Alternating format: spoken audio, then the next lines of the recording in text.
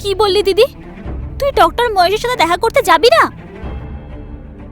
ও যে তোকে লাভ লেটারটা লিখেছে।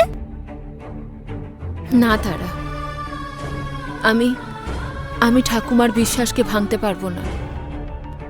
এমনিও কি উনি জীবনের কম দুঃখ পেয়েছেন যে আমি ওনাকে আরো দুঃখ দেব? দিদি, এটা মন খারাপ করার মতো কি হলো? তারা, ওকে বাবা, লিসেন।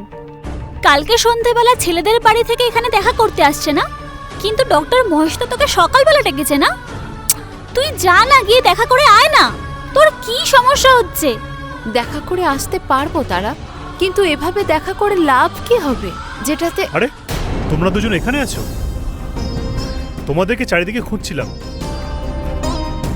আচ্ছা, আমি তারার হাতের গরম গরম মশা চা কি খেতে পাবো না? দাদা, তুমি কি আমাকে বোকা বলে ভাবছো নাকি? সোজা সাপটা বলো না, তুমি দিদির সঙ্গে কথা বলবে, একটু যা।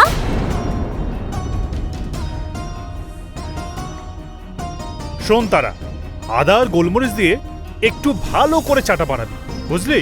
লঙ্কা পাউডার দিয়ে নিয়ে আসবো নাকি? দিদি, তুই মনের কথা আমাকে বলি না, ঠিক আছে, কিন্তু তোর বাবার সমান দাদাকে তো বলে দে।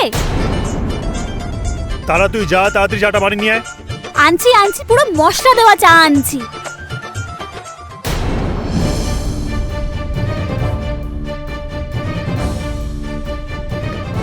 তারা ঠিকই বলেছিল। এসব কথা ছাড়, ডাইরেক্ট পয়েন্টে আসি। তুই কি ডক্টর মহেশকে ভালোবাসিস? দেখ, দুটো অপশন আছে তোর কাছে, হ্যাঁ কি না।